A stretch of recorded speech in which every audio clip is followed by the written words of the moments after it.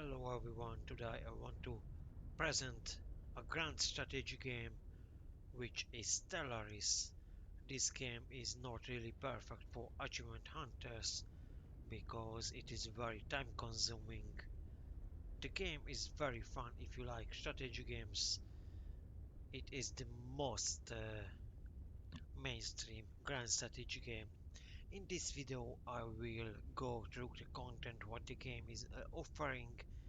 I will go through every single DLC and I will present to you what content you will get by purchasing each of the DLC. The game recently had its 4th birthday, so let's see what Stellaris is all about. If right at the beginning, if you start a new game, then you can select from many different country templates, or you can create your own country. Let's do this time. You can select an appearance for your species. You can be a humanoid, reptilian, arthropoid, fungoid, so there are many different choices. You can give a name to your species and your country. You can select traits for your species. Usually I go for faster population growth or better research.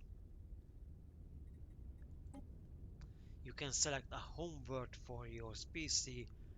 This means that for this one I selected a desert word.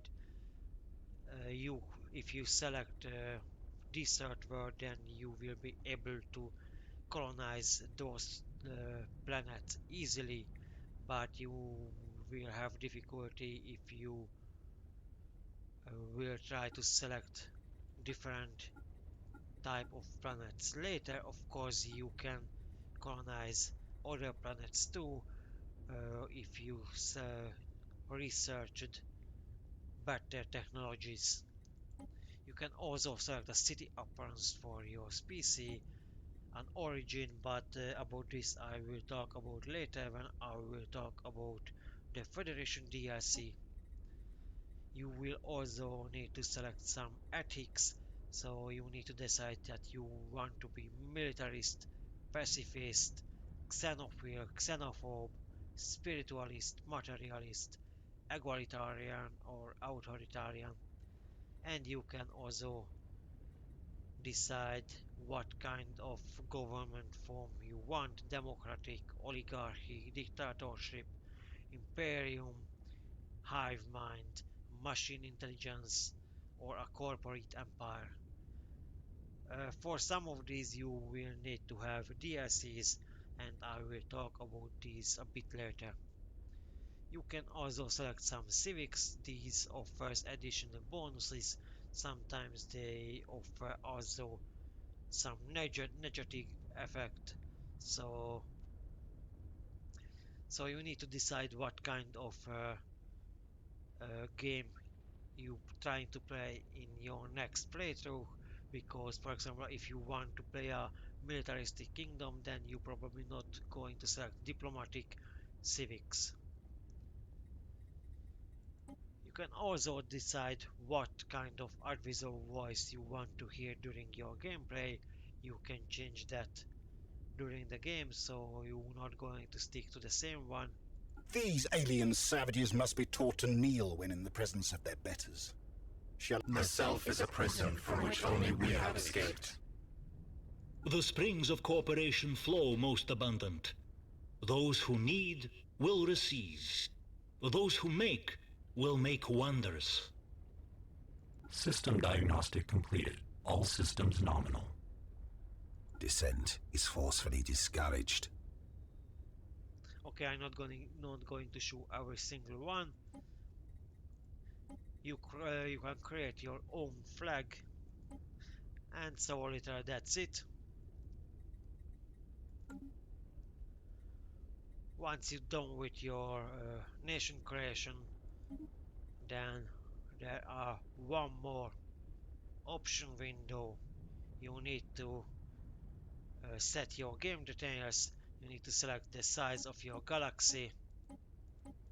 It could be a big galaxy or a small galaxy from 200 stars up to 1000. You need to select the shape of your galaxy.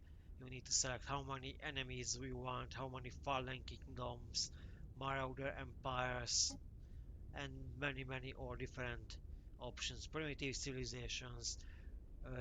Primitive civilizations are civilizations which don't have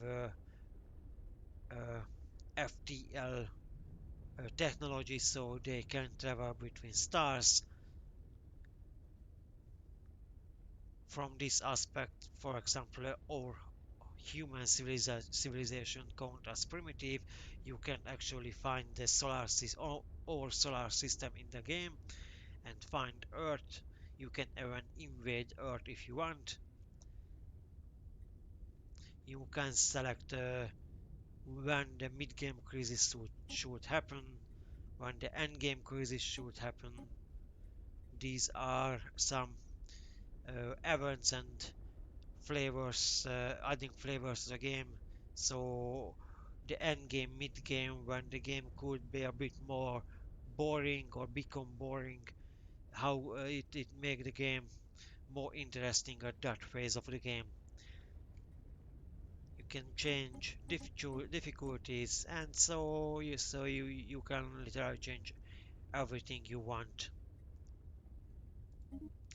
Once the game is started, then the first phase of the game is literally just exploration. You will have a construction ship. With that you can build research and mining stations in owned territories, or you can build megastructures, but at the beginning that not available. With your science ship you can discover, explore new systems. You can survey those new systems. You can find anomalies. Anomalies are in some stories, hidden secret events. Let's see how this system exploration works.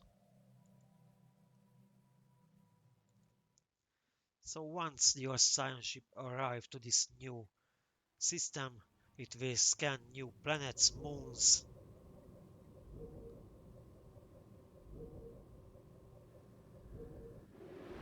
Construction complete.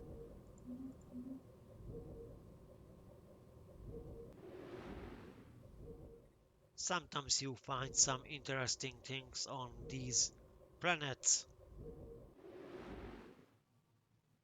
or on stars. Well, I not found anything inside this solar system yet. No, this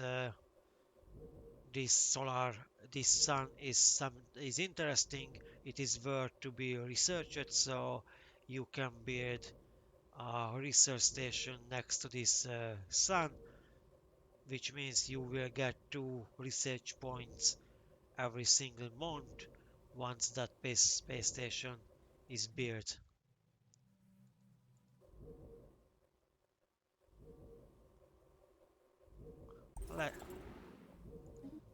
Oh, and I found an archaeological site. I will talk about this a bit later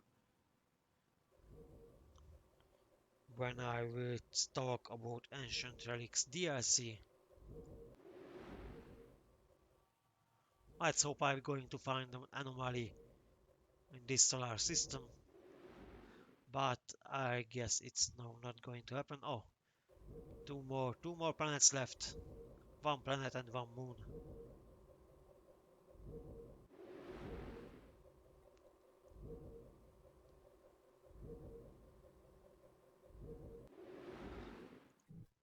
Okay, this oh, still something left, I believe. Yes, one planet still left. Situation log updated. Star system charted. Okay, I not found any anomalies in this system. Usually you will find one every second or third solar system.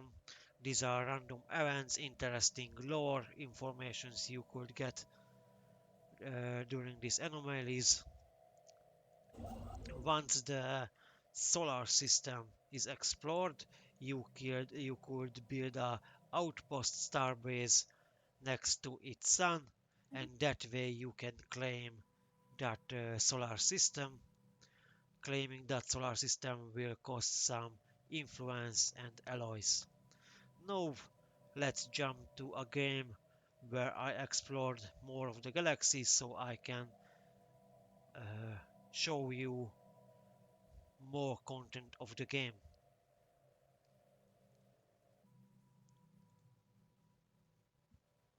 So this is a more progressed save file of me. I can show more features of the game in this. Once your planet have more population, then you can build more districts. Districts offer housing and some basic worker jobs. With this you can get the basic materials. Your population need houses to live in, and they also need jobs. Your planets could have some decisions.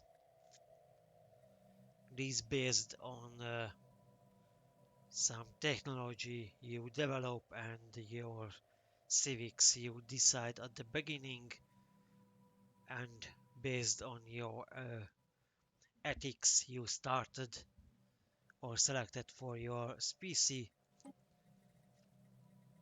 You can also build some uh, more developed buildings, some increase population growth, some add rare materials, consumer goods, additional uh, alloys which are required to build spaceships and so on. So there are spot of many more buildings. You can also build soldier buildings which increase the capacity of your uh, naval, which means you can build, you should be able with more naval capacity build more ships. Administrating buildings, administration required uh, so your empire can grow further, colonize more territory, and so on. So there are a lot of different buildings. And here are some menus. You can have diplomacy with other kingdoms, and there are some basic diplomatic abilities. You can insult them, make them your friends, have some deals with them, create some pacts with them, migration pacts, trade pacts, and of course you can declare war with them if you want to fight with the selected civilization. In the situation logs you will see some events. It will be very full in the stage of exploration because all anomaly or unexplored dig sites and other events will be listed there. This section will be pretty empty after mid-game. I will talk about market a bit later. In this planets and sector you can have an overview about your sectors. Oh, this sector don't have any governor yet. Having a governor on a planet is important because based on the skill of the governor, your planet will get extra bonuses. Also, the planet stats will be influenced by the abilities or skills of the governor. Expansion planner, this shows the planets which could be colonized or terraformed, because you can terraform planets. You can also terraform inhabited planets, your own planets only, of course, if you have the required technology. Or you can terraform planets which not colonized yet. Why is it important? Because it is good if the habitability of a planet is as much high as much as possible. Well, in late game, the habitability usually high for every single planet because you developed already many different technologies. Your empire will have many different policies which actually add the flavor to your kingdom. You can set up nearly everything here. That what is your diplomatic stance? Is isolationist, cooperative? Every single different one adds some bonuses or negatives. You can decide about your war philosophy. You can decide if you can just study primitives, or you can study them actively, if you can enlighten them, and you can decide about the slavery. You can decide if purging other species allowed or not. You can decide if artificial intelligence is outlawed, or they should have citizen rights. So there are many options here, and based on your settings here, you will get opinion bonuses or negatives with other kingdoms. So if slavery allowed, then you will be probably hated by pacifist kingdoms or egalitarian kingdoms. You can also have some edicts. These are random bonuses you can use for some cost. They are permanent, so once you activate it, they are active until you cancel them, or there are some timed edicts. Here you can see a time bonus. If you activate it, then it will last for a fixed time. I will talk about this tab about traditions and relics later when I talking about some DLCs. You can design your own ship. You can decide how they should be equipped. You can decide what section the ship should have. So you can modify your starships as much as you want. And not just starships, you can also modify defense platforms. And here's the fleet manager. You can set up your fleets. You can set up how much the fleet, how much from each ship the fleet should have. This is useful because if you set up this, for example, to 25, but This fleet currently has only 20 corvette in it. Then just one button, the fleet will be reinforced. So nearly star bases will or nearly shipyards will build the missing ships, and the aim will move automatically those ships to your fleet. Of course, it will take some time until the reinforcement arrives, but that way you don't need to move every single ship manually. And here is one important tab, the technology tab. You can decide about technologies, what you should develop as next. There are always more options available, usually free. Later it will be increased uh, by some events or relics or by technologies.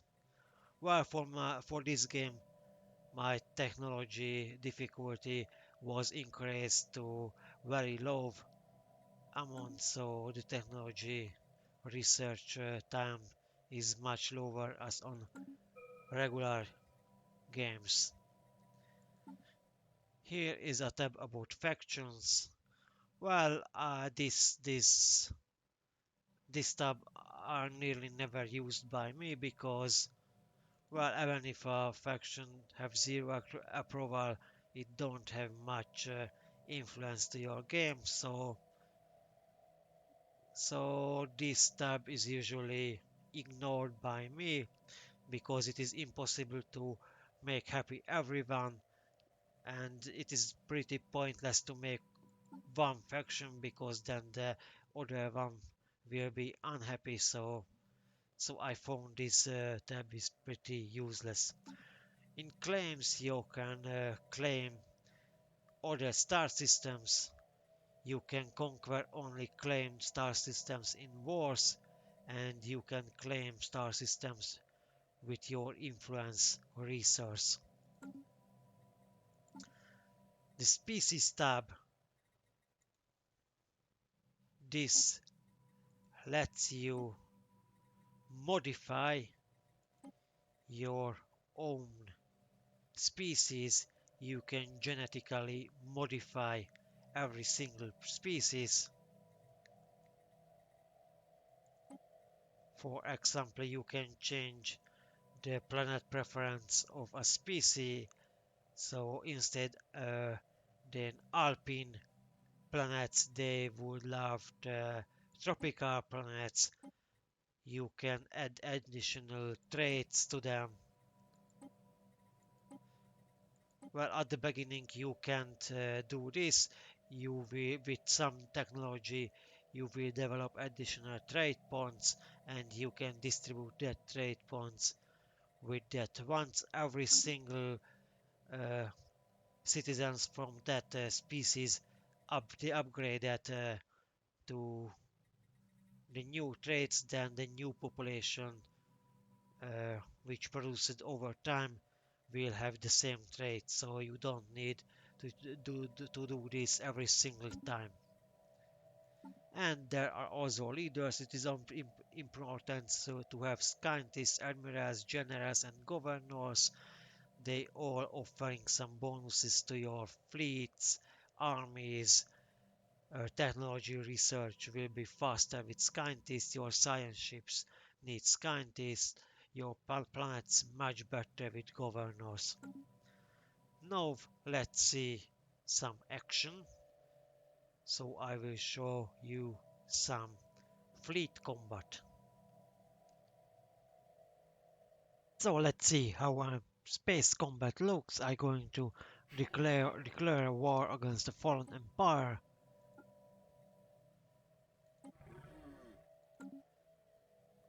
As I am a member of a federation, the other members of the federation need to agree to my war declaration too. We have declared war because some people have to learn the hard way. which is now happened, so I'm going to move my fleet to here. I have a massive fleet now, which is just a bit stronger than this fallen empire fleet.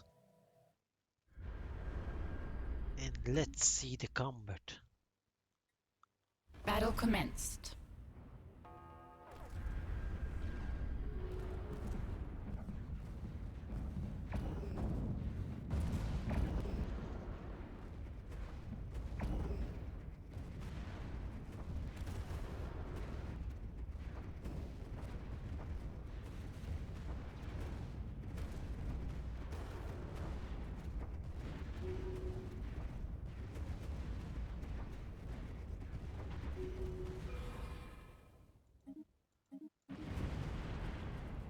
Looks like I won this battle, but this system also has two enemy planets. To conquer the planet, I either need to invade the planet with my army, but my invasion army only has a 1000 strength, and the defending army has much more. So another option is to include some planetary bombardment which will destroy enemy building, kill citizens and destroy enemy armies. It will be a long process, but that way you can invade planets with a smaller army. So this is how a space combat looks. Now let's jump to the content of the DLCs.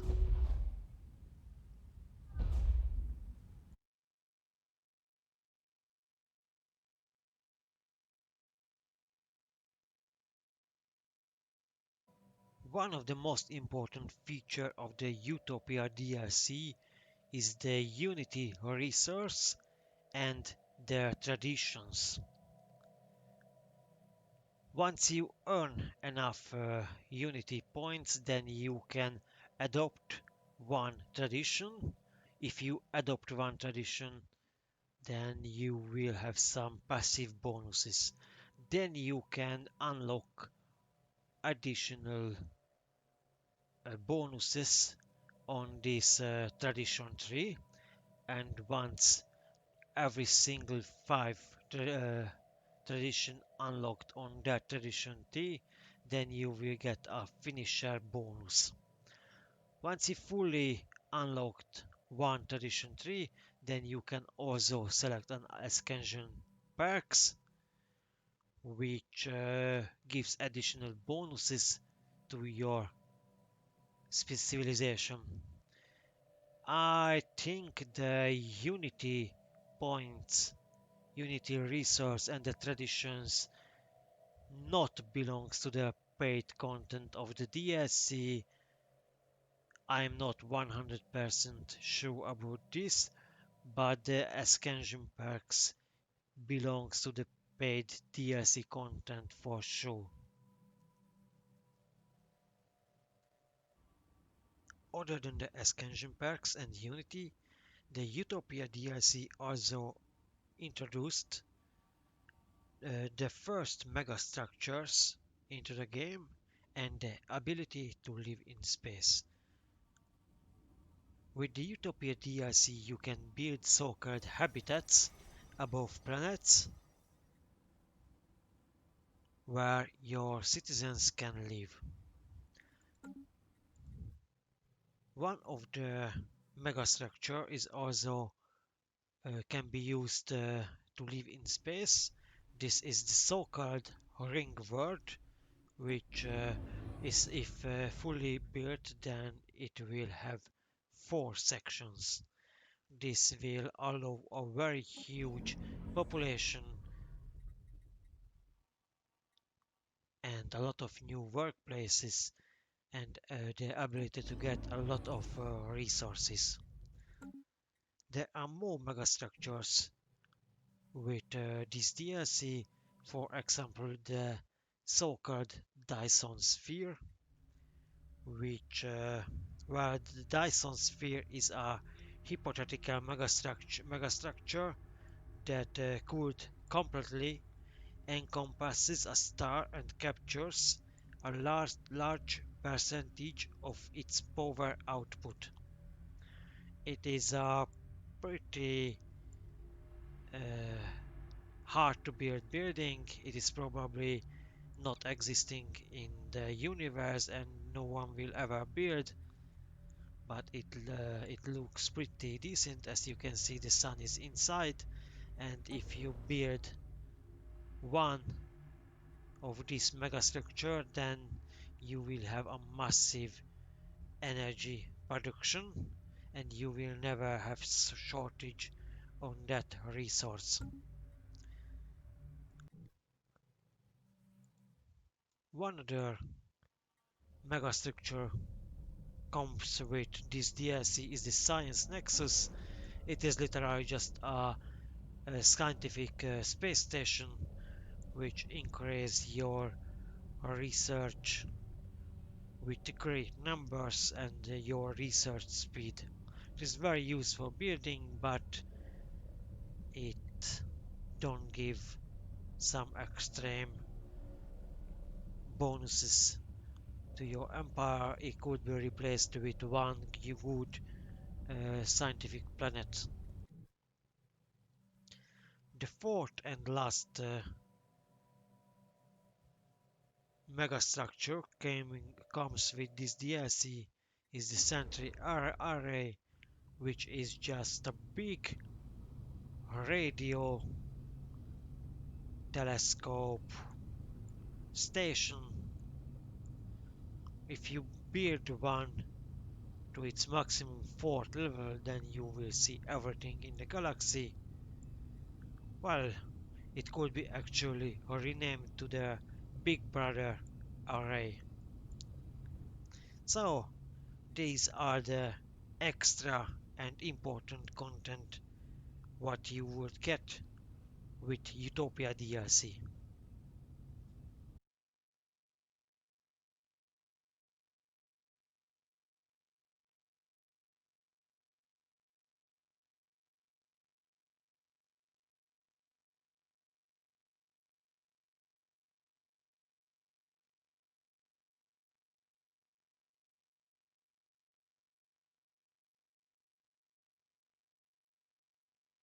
So what we got with the Apocalypse DLC, we got a new flagship which called is a Titan.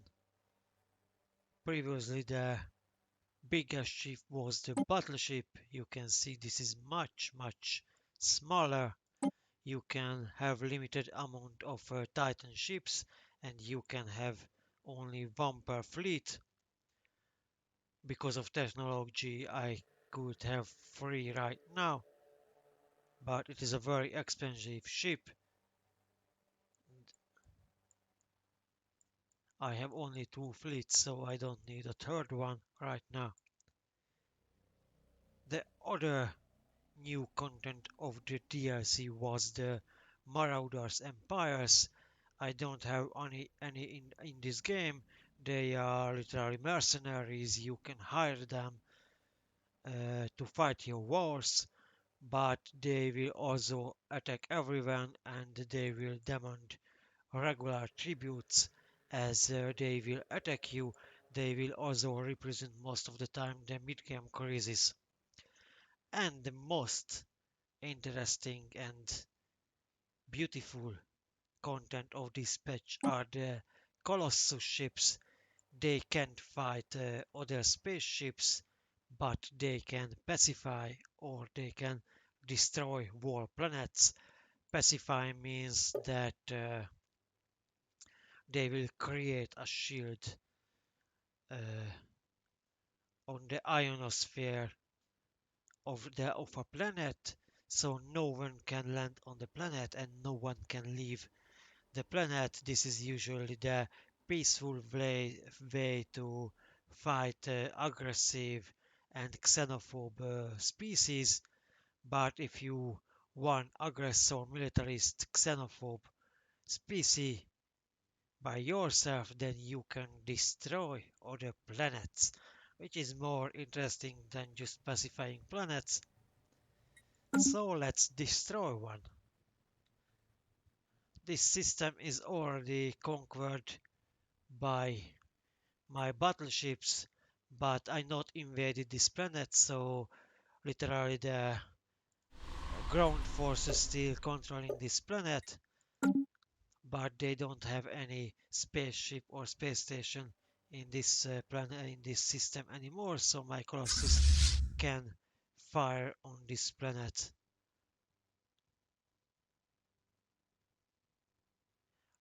Firing on a planet with a Colossus weapon usually takes 2 months, so there is always some time to send some reinforcement if the enemy can, but in this case they can't. Let's see what happens when my Colossus fired the weapon.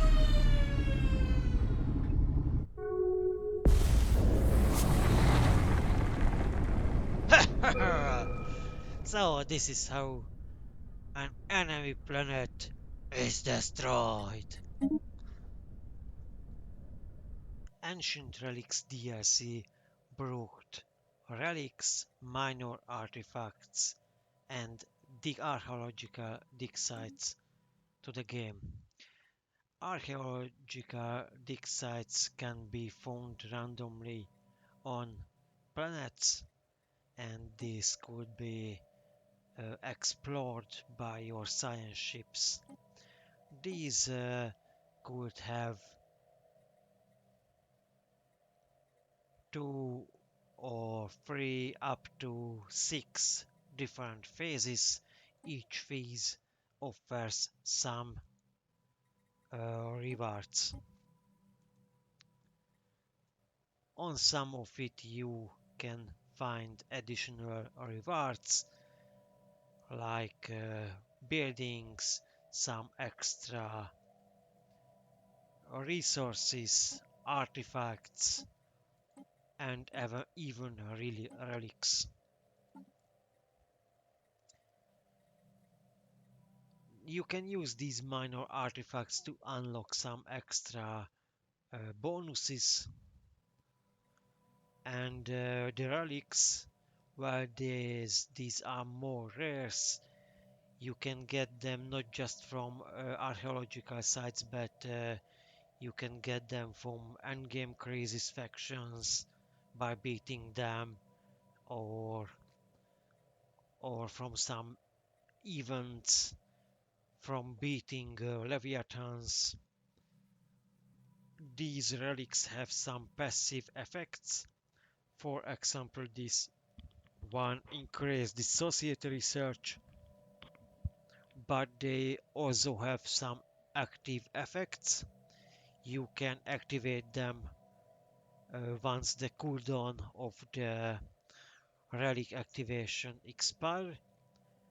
Then you can activate again for some activation cost, and then you can get the active effects. For example, the rubricators active effects, giving you additional minor artifacts. This is the reason why I have so many minor artifacts in a regular game.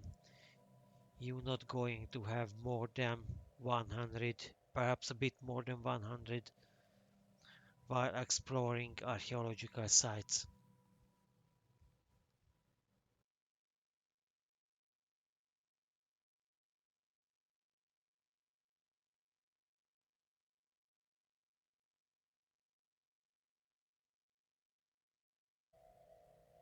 The most important feature of the Megacorp DLC is that you can play a Megacorp Empire, which means that you can also expand and get more resources once the whole galaxy is explored and all systems are claimed, and you can expand and get stronger without wars.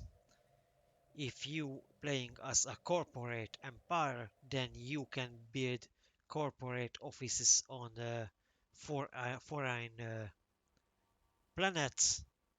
Once you have a commercial treaty with the nation owning that planet, so you can establish a branch office on a foreign planet.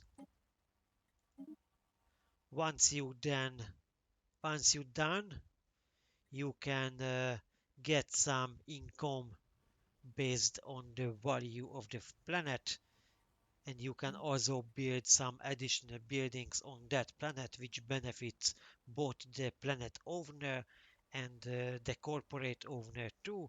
So it is an extra bonus for your allies and for yourself too.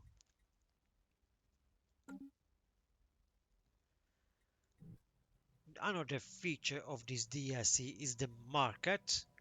I'm not exactly sure or if this is behind the paid DLC part.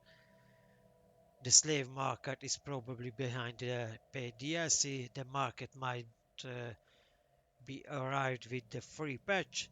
Here you can exchange resources, sell resource for energy, or purchase resource for energy. And on the slave market, you can just sell citizens of your empire. Of course, you can't sell the main race of your empire, but you can sell any uh, population which is on the slave rank. Like it could be biological slave, or you can sell robots here. And if any other empire selling slaves, then you can also purchase here some new slaves.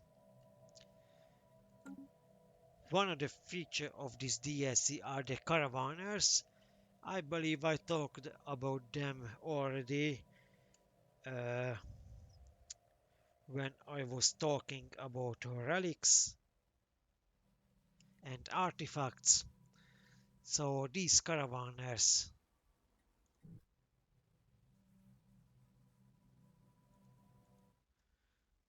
okay, these caravanners should be here. Yes, here is an advertisement. Oh, I don't have visibility for this planet, no, not in the visibility range, not in my visibility range, so I can see their space stations. But here is usually a space station which looks like Las Vegas, so you can gamble here, play slots, open a reliquary. From a reliquary you can get artifacts, relics, and other interesting things. And Caravanners has some random fleets. They traveling from empire to empire, and sometimes they offering you some exclusive deals. Uh, they offer some nationwide bonuses for some resources and some other interesting things.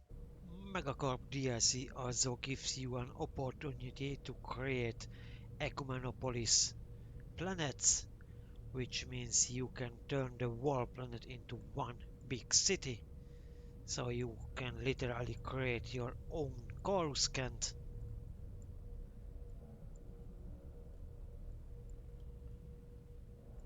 Which is a planet from the Star Wars if you don't know, but I doubt that this name Coruscant is unknown to anyone.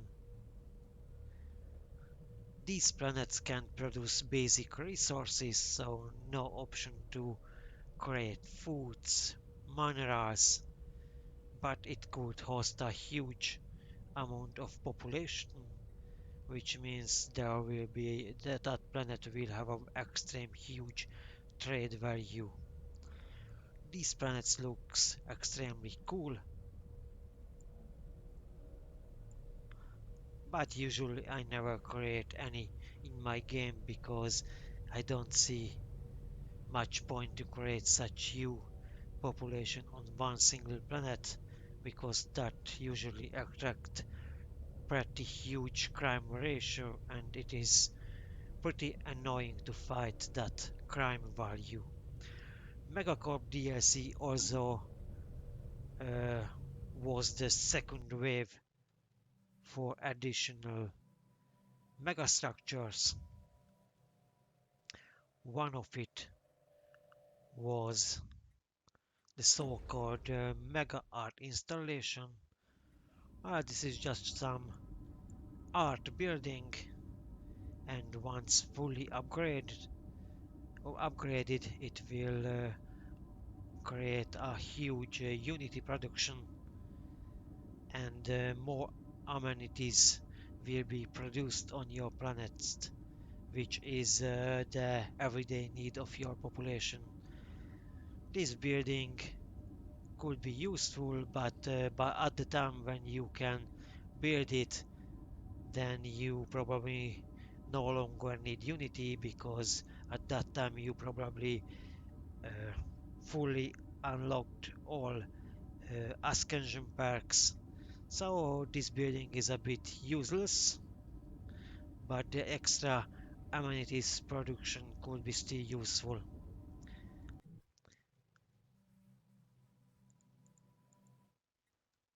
The so-called interstellar assembly megastructure came also with this DLC.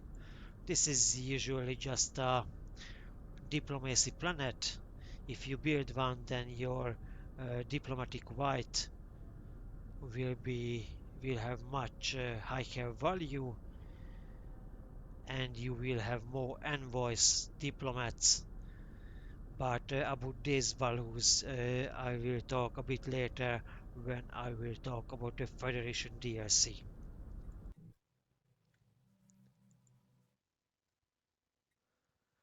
Another major structure arrived with this DLC is the Strategic Command Center, Strategic Coordination Center, which gives a bonus to your fleets, to your star bases, and your ships will travel faster. I believe this is a very important building, because sometimes enemy will try to flee away from your fleet, and the game sometimes feels like a cat mice fight. You chasing the enemy fleet, but you never reach it, so they will just uh, flee away, and this could help you to beat the enemy fleet and then finish a war.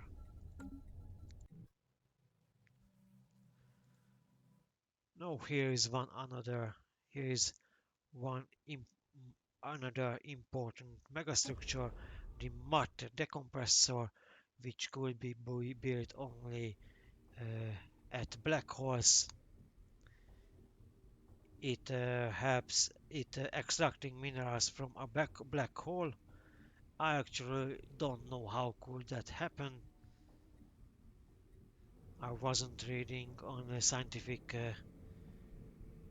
uh, I wasn't reading any scientific theory about the possibilities of this megastructure, but if you fully upgraded this megastructure, then you will have a very huge mineral income, and you're not going to have any shortage of minerals in the future.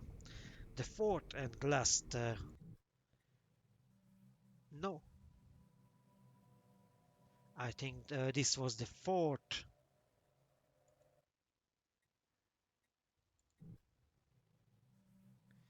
Yes, this was the fourth megastructure. So this is what the Megacorp DLC offers if you decide to purchase it.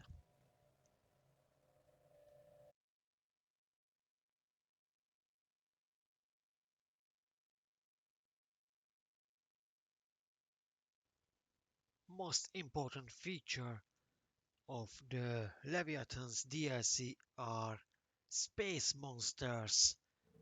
Like this one, this is the dimensional horror, but there are many different ones. There are Trojans, Leviathans, worms, and many more. These are pretty strong enemies. Let's see if I can beat this one with my fleet.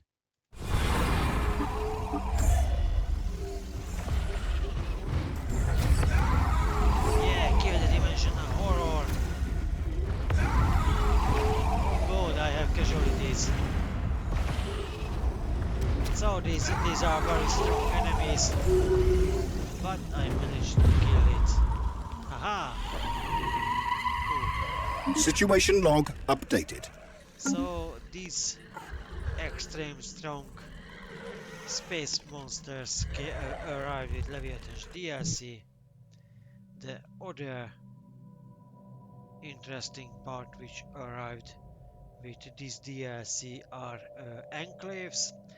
Enclaves are some minor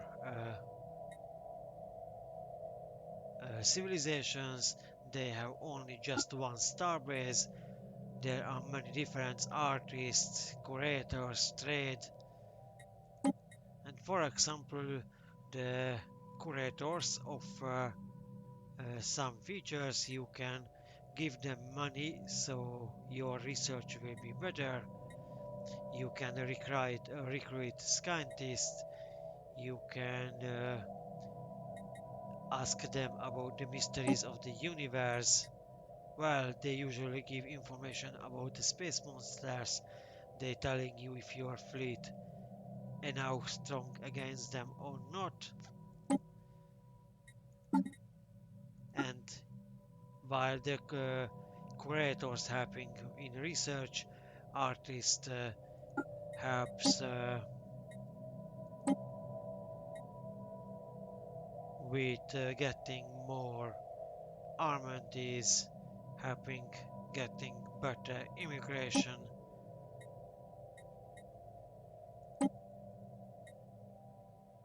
or they helping to increase your unity.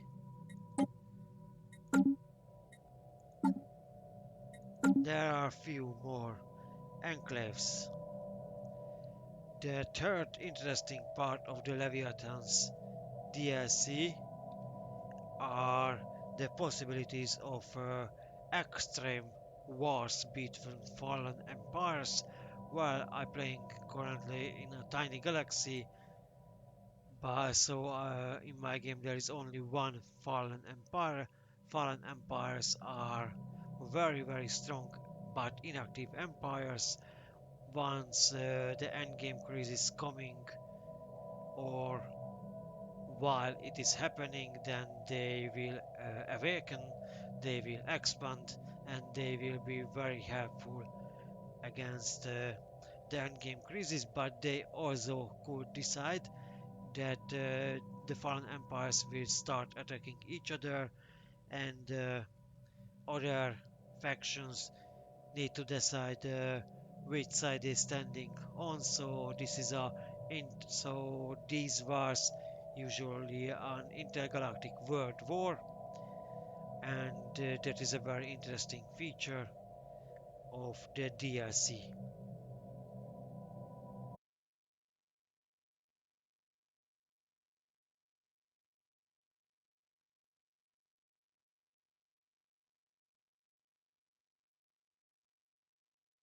So what is the Federation DLC all about?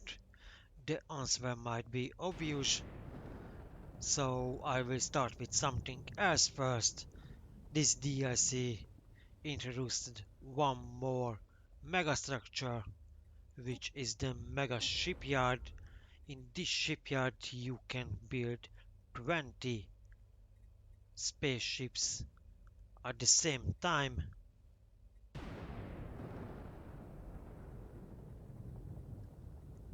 which is very useful if you need to rebuild your fleet because of casualties.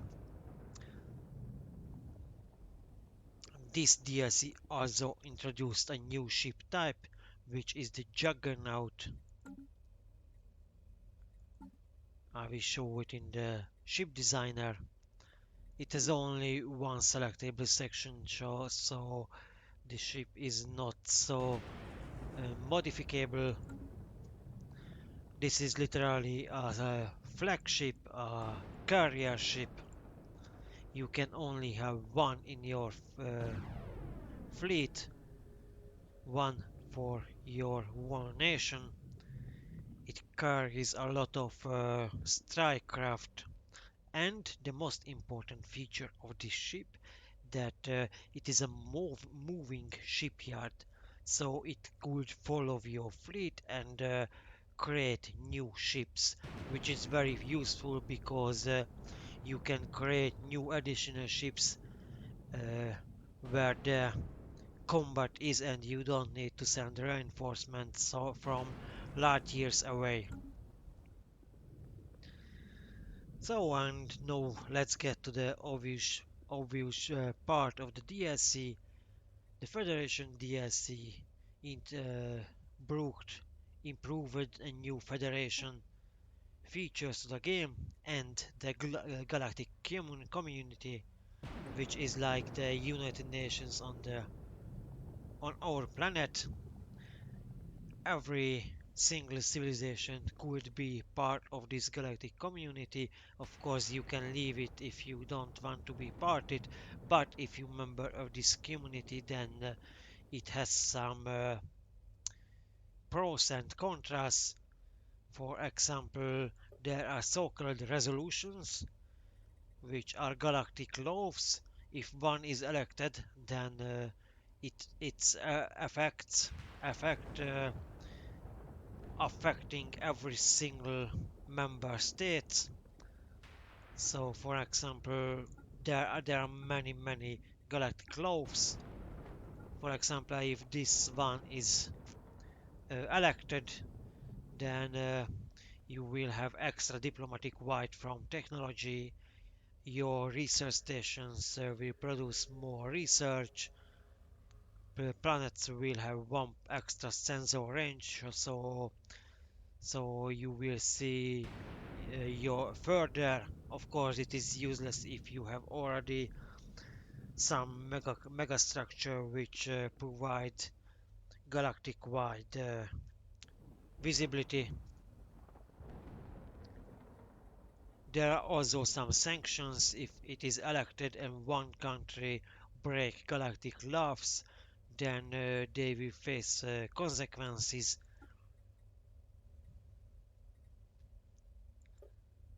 The election goes like in a democratic form. Each country has some diplomatic right, and the majority vote. If the majority vote decide if a law will be uh, accepted or not, your diplomatic right will depends from the power of your fleet, from the amount of population, economy, technology, and for every single one you will have some modification effect. So this is the galactic community. You can influence other countries with your will, with perfect democracy, with perfect diplomacy. It is very useful. And the Federation, this is like an alliance of multiple countries. In my federation, there are currently 4 countries, including me. There are different kind of federations: Galactic Union, Martial Alliance, Hegemony, Trade League, Research Cooperative, and each of it has some bonuses and negatives. Mine is a Galactic Union, which means that diverse ethics impose a 50% smaller penalty to Federation cohesion. So, if a Federation has different ethics present inside of the Federation, that could create some problems. It could affect the cohesion. Cohesion is like, well, I'm not sure how to say it. It is the mutual understanding of the alliance. If it is high, then the Federation getting experience points. If it is low, then the Federation losing experience points. And if you assign envoys to your Federation, then you could increase this cohesion increment every month. Why it is good if a Federation leveling up? Because every member of the Federation will receive additional bonuses. For example, you will get damage to endgame crisis factions, a total of plus 50%, which is very useful because endgame crisis factions extremely strong. There are also some laws for the federations. You can increase the centralization. Uh, you can have a global Federation fleet, which is very useful because uh, some percent of your naval capacity goes toward this Federation fleet limit. But then once a Federation fleet created, this Federation fleet not takes support away from your naval capacity, so this is like an extra free fleet. To have a fleet, of course, you need to enact some Federation laws, and of course every single law will cost some cohesion to maintain, or almost every single one. The centralization uh, takes cohesion, have a monthly cohesion cost, but and some other laws too, but many of these laws has some centralization requirements. Usually a federation is about egal vote rights, but you can change it to diplomatic. That means that you can literally decide about the fate of the federation single-handedly in case your diplomatic right is more than the total diplomatic right of the other member states. Origin was another important part of the Federation DLC. I believe I talked already about this a bit at the very beginning of this video, because this is really related to the faction creation. So when you create a new faction or playing with an existing template faction, then you will see some origin on every single species. You can select which background your imperium has. For example, this is a very basic that your planet will start with additional populations and districts. This is the boring start, but every other one offers some flavor to your game. It could influence your gameplay. For example, you will be a mechanist and your starter planet will have additional robots. You will get bonus to robot upkeeps, or you will a remnant once your civilization was already a galaxy-wide imperium, but was defeated and almost destroyed. But you will now will recover. You will start on a relic world. Relic worlds are unique worlds, or you will start on a post-apocalyptic world, which is a tomb world. So you will be able to colonize tomb worlds. This is also very interesting flavor and could influence your gameplay a lot. Oh, this is also very interesting. Void dwellers, you don't your species will hate to live on planets. You will prefer to live on habitats. So your main goal will be create more habitats instead colonizing planets. But there are many more. Every single one influence your gameplay, and the most important, adding more flavors to your species creation or gameplay and increase the replay value of the game.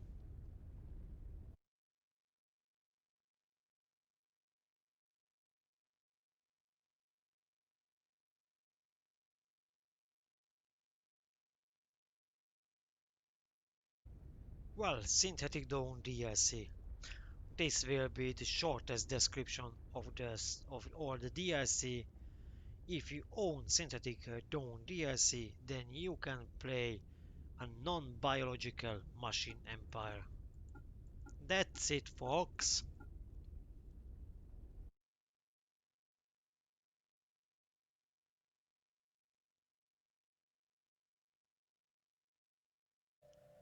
Distant Stars DLC mostly offers extra anomalies, lore, and one interesting feature, which is an L-gate. In the War Galaxy you will find one or more L-gate. If you find one, then you will have a new mission and you will need some collect some information about this air gates. It will take some time. It will have multiple steps, but once you opened this air gate, then you will find a new city of stars, a distant few distant star system. So you can see they are located a bit far away from the main galaxy.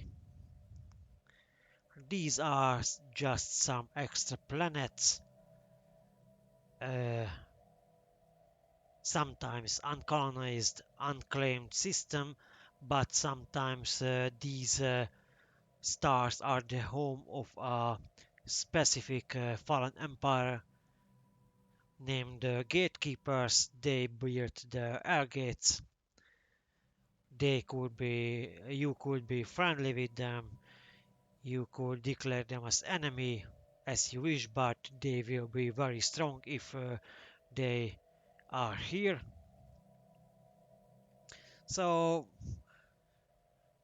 these gatekeepers could be, uh, or this airgate system could be home of a mid-game crisis. So you need to be careful if you unlock this airgate. You need to have a strong fleet just in case. And this is the content of the distant stars.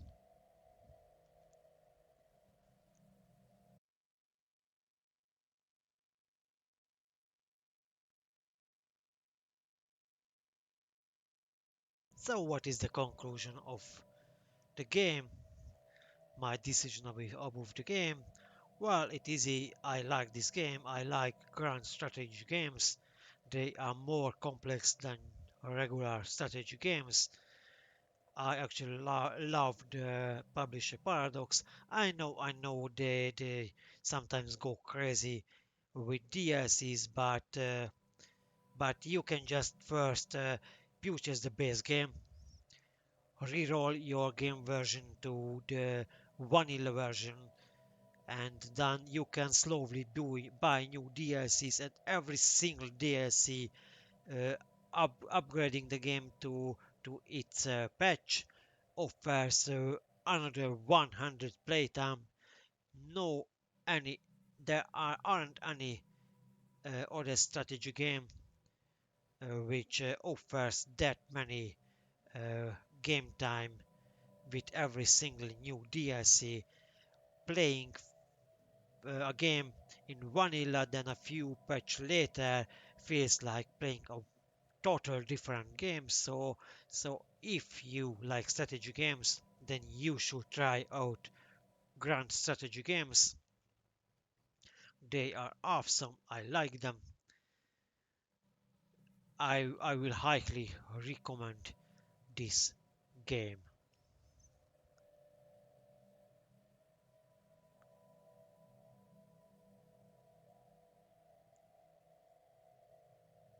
Another problem might be that getting 100% achievement on these grand strategy games are not easy. So if you are an achievement hunter who extremely care about average game completion, then first of all you probably not playing strategy games, because another strategy games are so hard to perfect.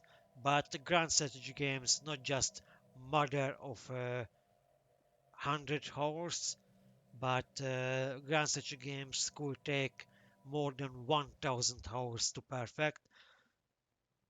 Stellaris might be a bit easier. Europe Universalis or Crusader Kings might take not just 1000 but several thousand hours. So perhaps this game not the best for achievement hunters, but it is fun. That is the most important for games. It has an extreme huge replay value, and well, I love it, so I recommend it.